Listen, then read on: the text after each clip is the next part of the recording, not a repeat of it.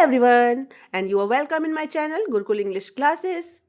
And today I will tell you the summary of the chapter A Letter to God from the book First Flight of Class 10th. So let's start. This is the story of a very poor farmer named Lencho who lived with his family in the house, the only one in the entire valley, set on the crest of a low hill. From this height, one could see the river and the field of ripe corn dotted with the flowers that always promised a good harvest. Lancho was very hard working. He worked like an animal in his fields, but the only thing the earth needed was a downpour or at least a shower. Throughout the morning, Lancho, who knew his fields intimately, had done nothing else but see the sky towards the northeast. The woman means the wife of Lancho, who was preparing dinner. Lancho told him, "Now we are really going to get some water, woman." The woman replied, "Yes, God's willing." Just at the time of dinner, the clouds started to come out in the sky. In the northeast, huge mountains of cloud could be seen approaching. The air was fresh and sweet. Dinner time, as Lancho had predicted, big drops of rain began to fall. Lancho cried, "These are not raindrops falling from the sky, they are new coins. The big drops are 10-cent pieces and the little ones are fives." With a satisfied expression, he regarded the field of ripe corn with its flowers wrapped in a curtain of rain.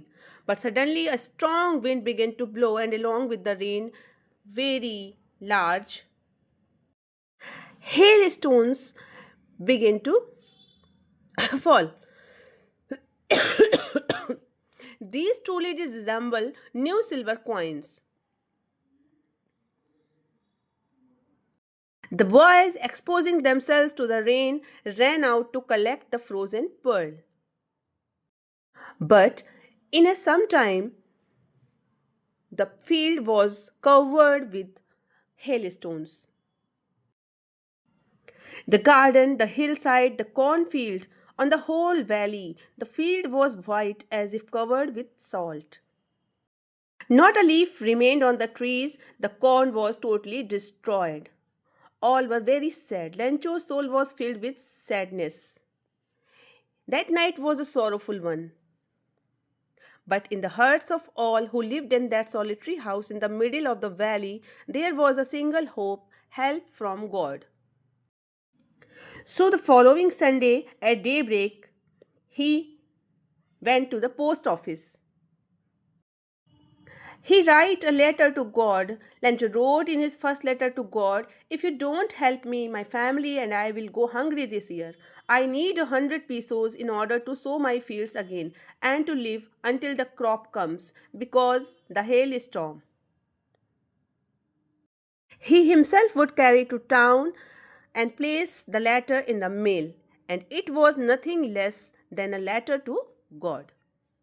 As the letter found a postman, he at once went to the boss, laughing heartily, and showed him the letter to God.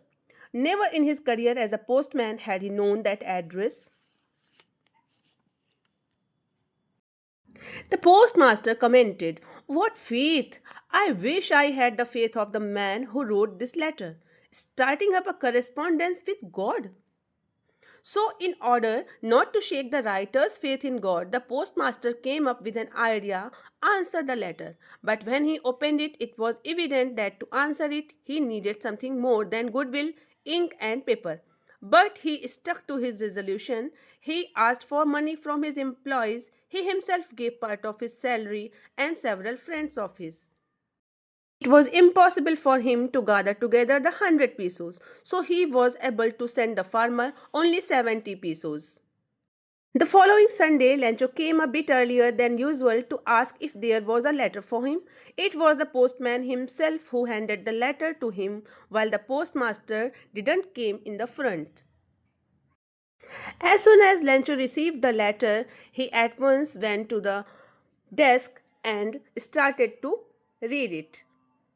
Lencho showed not the slightest surprise on seeing the money. Such was his confidence. But he became very angry when he counted the money. God could not have made a mistake, nor could he have denied Lencho what he had requested. Immediately, Lencho came up with an idea. He at once started to write another letter with much wrinkling of his brow caused by the effort he had to make to express his ideas. Finished, he went to the window to buy a stamp which he licked and then affixed to the envelope with a blow of his fist.